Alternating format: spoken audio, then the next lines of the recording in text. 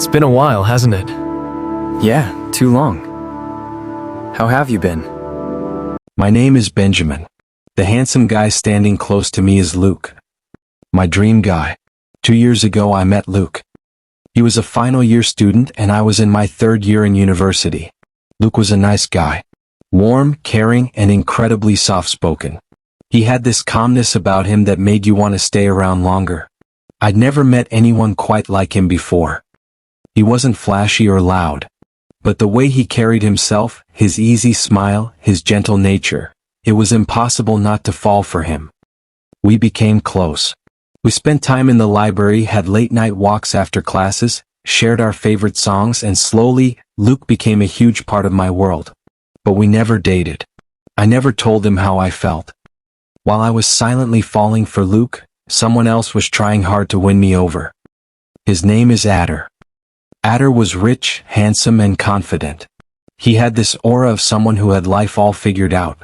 Always surrounded by people, always well-dressed, and always noticed when he walked into a room. And for some reason he was obsessed with me. He made his feelings obvious from the beginning. He asked me out multiple times. Showed up with gifts, notes, even flowers. He always found new ways to get my attention. I refused him at first, multiple times actually. I wasn't interested. My heart was somewhere else. But he didn't stop trying. He told me I deserved better, that he could give me the world. But I didn't want the world. I just wanted Luke. Then came the day Luke told me he was leaving the country. He had been offered a spot for his master's degree in the UK. I smiled and told him I was proud of him. But inside I was broken. He left a week later. I never told him how I felt. He never asked me to wait. We simply said goodbye, and just like that he was gone. I was heartbroken. And in that vulnerable state, I let Adar in. He didn't waste time. He swooped in with comfort, luxury, and promises of a beautiful life. He took me on vacations, bought me gifts, rented a studio for me to work on my art. Slowly I started depending on him.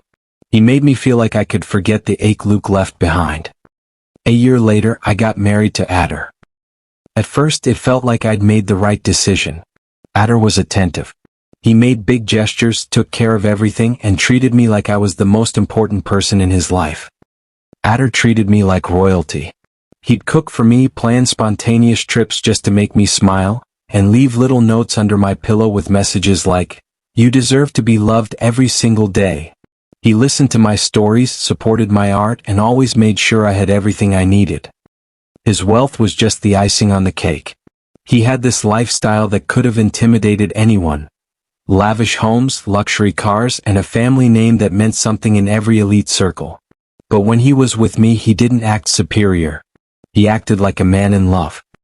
That's what I held on to. His parents, however, were a different story. Cold and judgmental. Every time we visited them, his mother would eye me like I didn't belong, and his father barely acknowledged my existence. They never said anything directly insulting, but their questions always carried weight. His mom often asked when I was going to conceive and give them an heir. She would ask me to my face if I was really fit to be part of their family. At first, I tried not to let it get to me. Adar would always pull me aside and whisper, "Don't mind them. That's just how they are. They care, they just don't know how to show it." He'd hold my hand, kiss my forehead, and promise to protect me from their coldness. And I believed him. Every time. But as weeks turned into months, I started noticing that those confrontations he claimed to have with them weren't really happening. He still brought me along to their events, still let them make passive-aggressive comments, and when I looked at him for support, he'd just force a tight smile and say, "They'll come around." Till I stayed. I told myself love required patience. 5 months after our wedding, I found out I was pregnant. I still remember the moment I saw the 2 faint lines on the test strip. My heart skipped. I stared at it for so long I forgot how to breathe. A part of me was terrified, but another part, strangely, was at peace. When I told Adar, he was overjoyed. He lifted me off the ground, spun me around, and he kissed my belly like it already held our future. For a brief moment I thought this was it. That things would finally get better. That his parents would soften up. But little did I know, the version of Adar I had fallen for was slowly fading. and the man behind the perfect illusion was just beginning to show. The first few months of my pregnancy felt like a dream. Adar treated me like I was made of glass, precious, delicate, and deserving of everything good in the world. He would rub my back every night, make me breakfast in bed, and insist I didn't lift a finger. He made sure I was surrounded by warmth, luxury, and comfort. He hired a full-time housekeeper, a personal doctor on standby. He even redecorated our bedroom to make it more soothing for the baby. And for the first time since our marriage, his mother was kind. She began calling often, checking up on me. Her tone softened, and she brought gifts, baby clothes, gold bracelets, and thick herbal teas she claimed helped with delivery. She smiled more. His father, while still distant, stopped making snide remarks. For a while, I convinced myself I had judged them too quickly. But I should have trusted my instincts. Everything began to change in the 8th month. Subtle at first, then painfully obvious. Adar no longer waited to have dinner with me. He started staying out late, sometimes past midnight. He'd come home smelling of strange cologne and would brush past me like I didn't exist. When I asked if something was wrong, he'd wave me off, say he was tired, or mutter something about work pressure. Then came the calls. Late-night whispers and giggling. I'd wake up at 2 a.m. and see the light from his phone screen, his face turned away from me, a small smirk playing on his lips. I asked once who he was talking to. He ignored me and finally said it's none of my business. He didn't even look at me when he said it. From that moment I felt it. The shift in energy, the weight of something unspoken building between us. His parents followed his lead. The warmth vanished. His mother stopped calling. When she did show up, her questions were sharp, her tone cold. She started criticizing everything I did, from how much I slept to how unproductive I had become. His father looked at me like I was an expired contract. The worst was when Adar began calling me lazy. It didn't matter that I could barely stand without back pain, or that the baby kicked so much I barely slept. Nothing I did was ever enough. "I've spoiled you too much," he said one evening.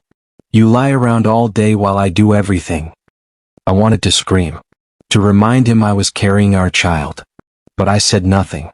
I curled into bed and wept quietly into my pillow. Then came that day. I'd gone to the supermarket. I was only there to buy a few things we'd run out of. The sun was harsh and my feet felt like stones. My back throbbed with every step. On the way home, I decided to take the quieter street. Less traffic, more shade. That's when I saw it. Adar's car, parked by the side of the road. I almost walked past without noticing, until movement caught my eye.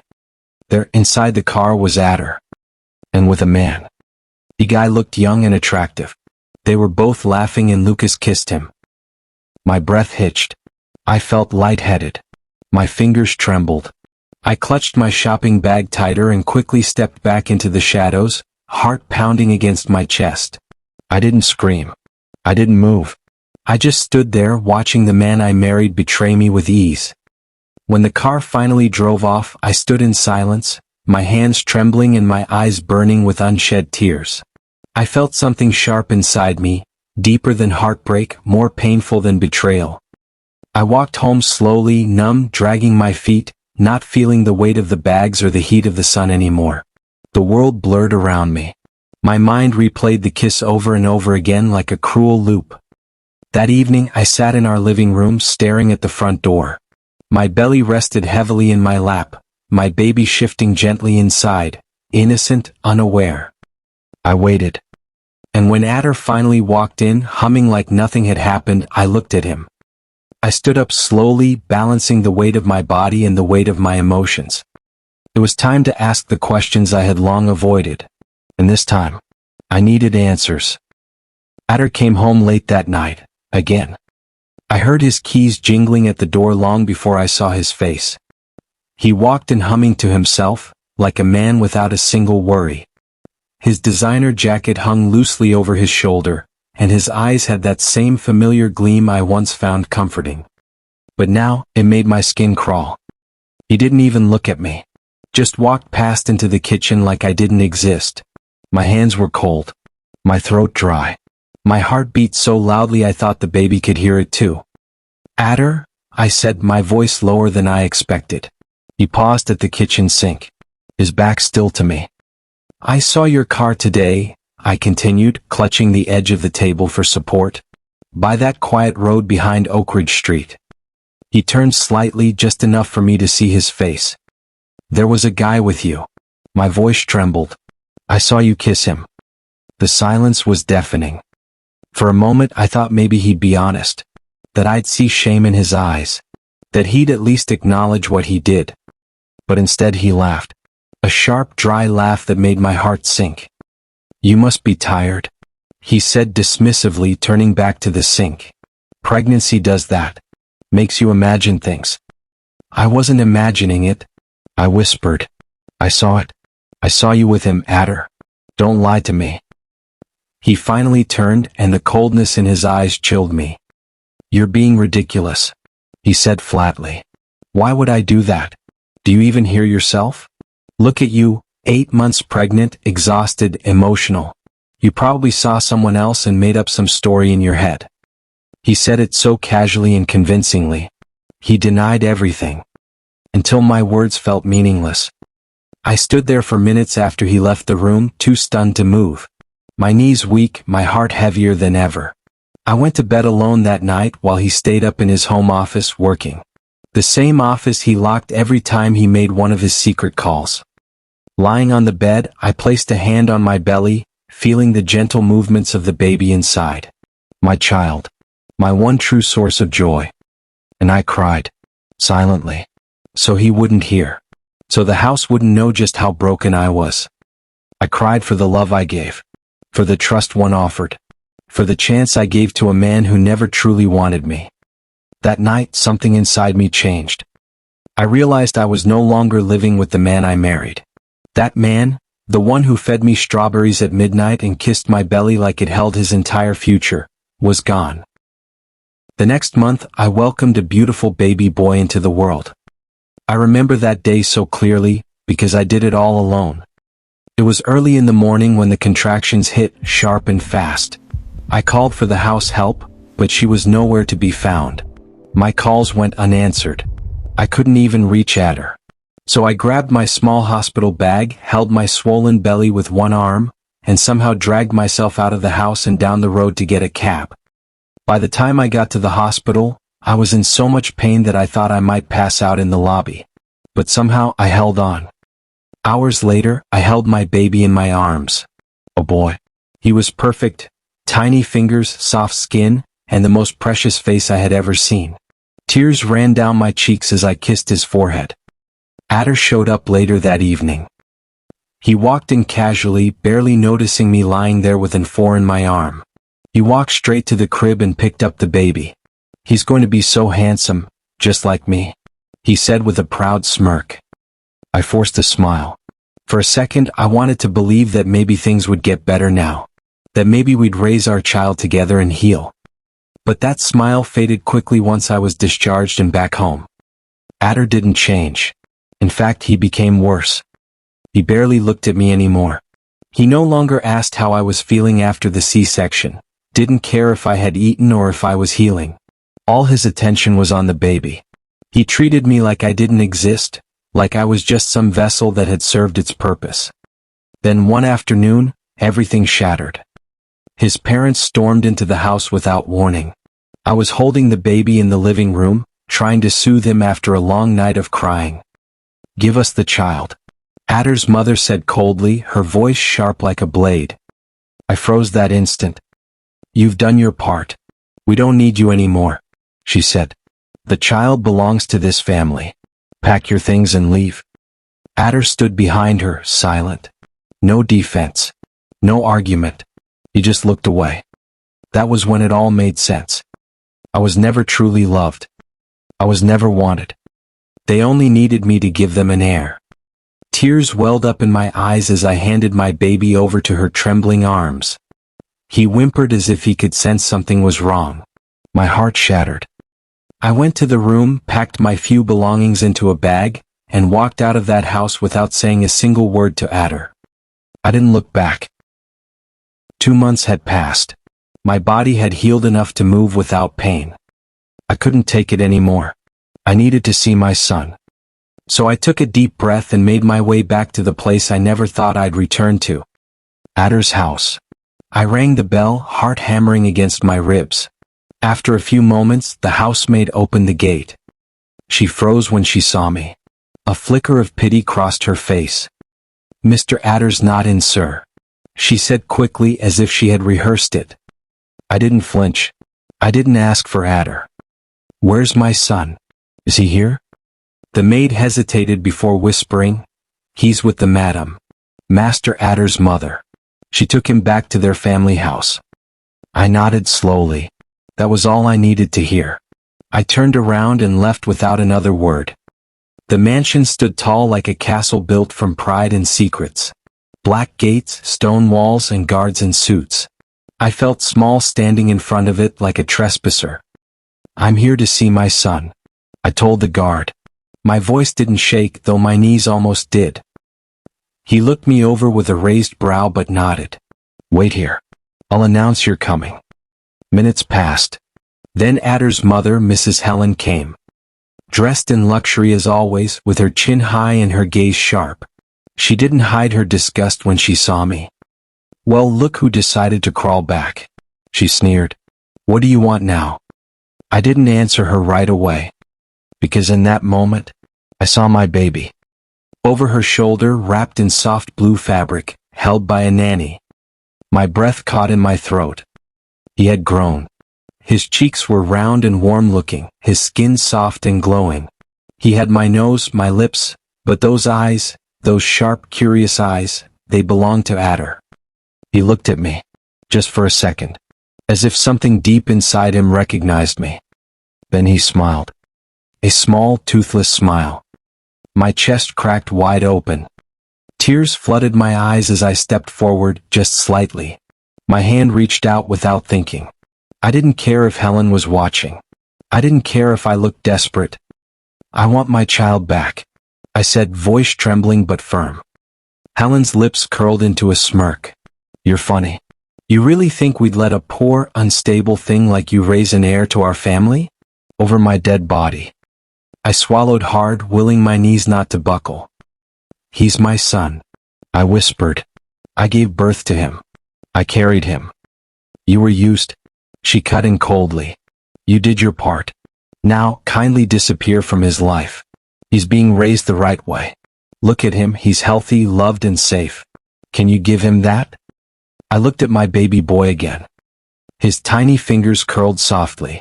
His eyes fluttered as if sleep was coming. The nanny cradled him gently, whispering to him in a tone that didn't sound cruel. And I realized she was right about one thing. He was safe. I stepped back and walked back home. It had been a long shift at the bar. The streets were quiet, just the occasional honk, footsteps in the distance, and my thoughts echoing inside my head. I was halfway down the road when a shiny black car sped past me. But then, the car slowed. Then stopped. For a second, my heart sank, hoping it wasn't Adar. The driver's door opened slowly and a figure stepped out. Tall and confident. Wearing a designer suit. I held my breath. He looked familiar. My heart stopped when I saw Luke. He walked up to me with that same smile. That soft, boyish, heart-melting smile that used to make my chest flutter back in university. "Ben?" he said with disbelief and joy in his voice. I could barely respond. My mouth opened, but my voice hid behind shock. Then he hugged me. Tightly. Like he'd waited years to do that again. "I've missed you," he whispered. His voice wrapped around me like a blanket. We stood there, on that quiet street, like time had folded back into itself. Luke glanced at his car, then back at me. "Get in. I'll take you home." I hesitated for a moment, but I got in. We drove through the dim streets, catching up on small things.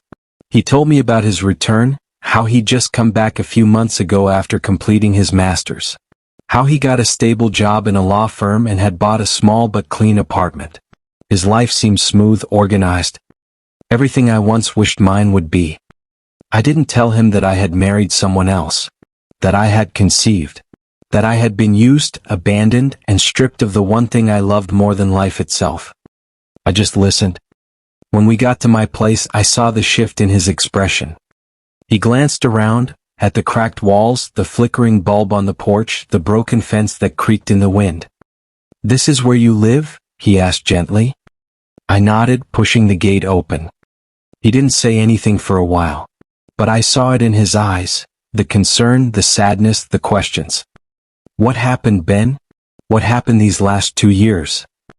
I looked down at my fingers. They were trembling slightly. "I'll tell you everything," I said softly, "when the time is right." Luke didn't push.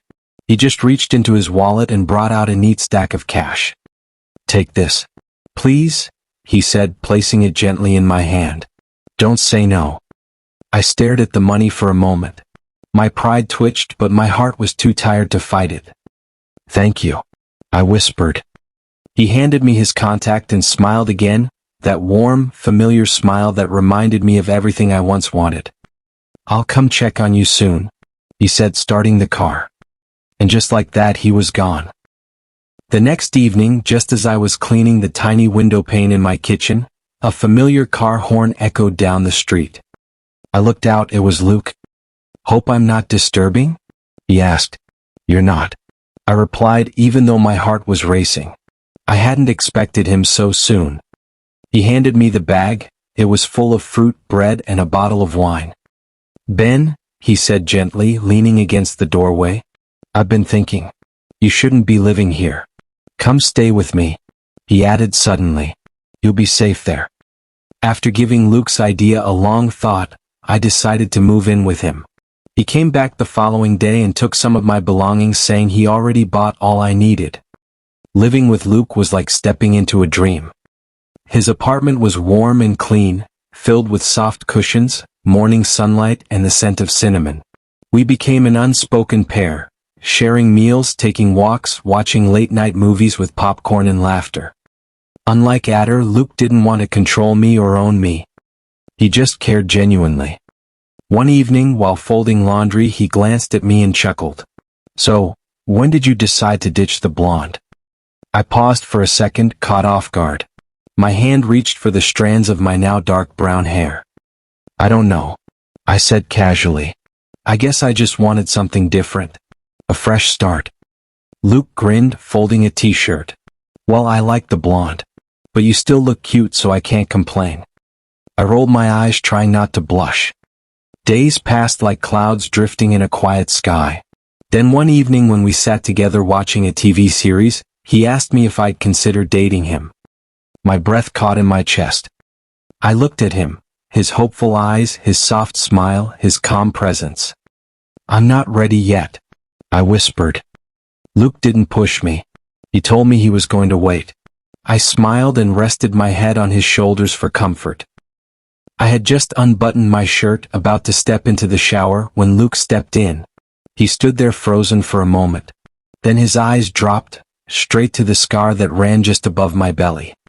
My heart sank, so I told him everything. I told him how I met Adar, the problems I encountered being with him, and the complications I had because of the child. Luke didn't interrupt me. He just sat there, eyes fixed on mine. He asked about my child, and I told him he's with Adar's parents now. I've gone to see him just once, but I didn't have the money to fight for him. My voice broke and I looked away. Then Luke asked, "So you've been carrying all of this alone?" I gave a weak nod. There was no one else. He went quiet. For a long moment, I didn't know what he was thinking. But then he stood and walked closer to me. "You're not a burden, Ben. And you're not alone anymore," he said. "We're going to get your son back." Without thinking, I stepped into his arms and hugged him tightly. Luke tightened his arms around me. "I'm not going anywhere," he assured me. Luke got a lawyer, and within a month, the case got settled. Adar looked away, and his mother shot me a look of pure venom. But it didn't matter. Nothing they felt could take away the peace I'd just received. Luke held my hand tight the whole time. And when we walked out of that courtroom with my little boy in my arms, I knew my life had changed forever. 2 weeks passed. One evening, while I was feeding the baby in the living room, Luke walked in holding something behind his back. He looked nervous, his smile shy but glowing. He dropped to one knee and pulled out a small velvet box. "Will you marry me?" Tears instantly welled in my eyes. I didn't even hesitate. "Yes, I will," I whispered, voice shaking. He slipped the ring onto my finger and we hugged, our baby giggling in his high chair, clueless to the magic unfolding around him. That night, I held both Luke and my son close, my heart full for the first time in years. I had lost so much, but I found love again. Please like and subscribe for more amazing BL stories.